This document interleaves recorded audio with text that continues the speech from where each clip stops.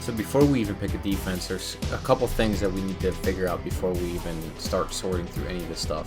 First of all, wait till the offense does what they need to do, and it'll flash here above your play call screen. It'll show you offense, the personnel groupings. This is really, really good for people who are switching back and forth between certain looks. Anytime you're at the goal line and dudes aren't picking special teams plays, they're going for two, it'll say kicker definitively in here, or kickoff normal, or whatever. It'll tell you exactly what's going on.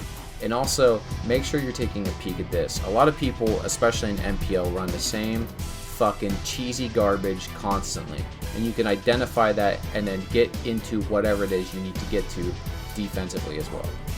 Now, pre-snap, you're going to get some defensive adjustments you can make. D-pad left for the linebackers, D-pad down for the defensive line, D-pad right for the DBs, and D-pad up is an entire defensive adjustment, which I'll explain in a moment why I don't really utilize that much.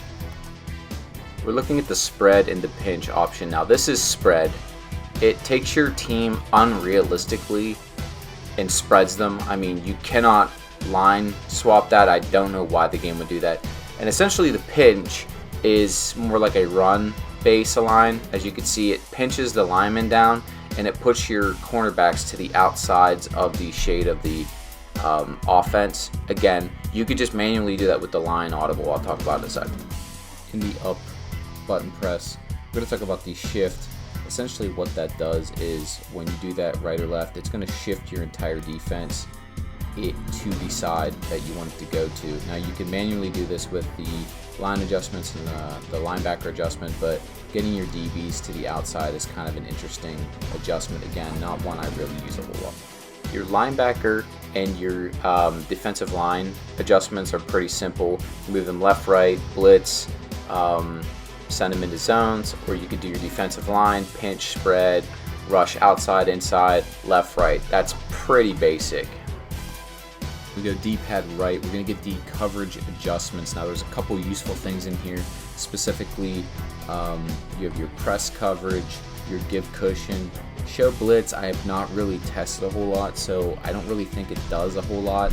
But you have some adjustments as well here. One I use quite a bit is the over the top adjustment. When I have a team in a long pass situation, I like to come out, default my defense, and do an over top.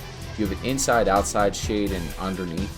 I've not been able to get a whole lot of good results with the underneath. Now the outside shade is one I've seen a lot of people need because of the outside routes are pretty busted right now, especially from like a zone coverage look.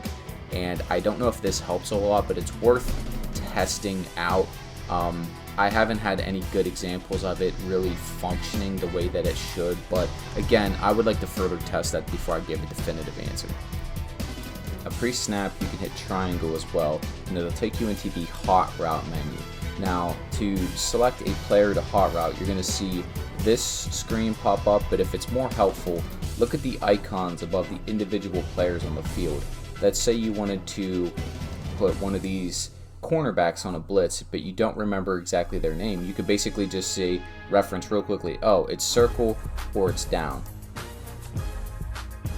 So here you also then have a directional assignments to the hot routes. Now you have a ton of zone stuff with your left stick, but more importantly on your right thumbstick, you're going to get a blitz, a deep zone, and specifically a QB spy. Now this is one that I want to utilize more in my own game planning, but that's essentially how you get to the QB spy. So specifically, if you're having issues with a running quarterback, let's say, you could pretty much call like some sort of zone shell here and put maybe your two fast dime corners on a QB spy, or you could put one of your free safeties in a man coverage running a cover 2 zone, like a man look. You could put one of your safeties in that zone look and put him into some sort of QB spy there as well. Another key feature post snap that I never really see anybody else using is the strafe button, which is L2 on the PlayStation 5. What strafe is going to do is it's basically going to make your player run parallel with the offensive player. Here you can see he starts running sideways. He's keeping square to what the line of scrimmage would be. I like to use this on kickoff whenever I'm utilizing a player to keep contained. If you guys have found any other pre-snap audibles or gameplay situational buttons that I should be aware of, please let me know. I'm going to be working on an offensive tutorial as well, and I'm going to break down a few of the playbooks here in the following couple of weeks. Stay tuned for that. User out.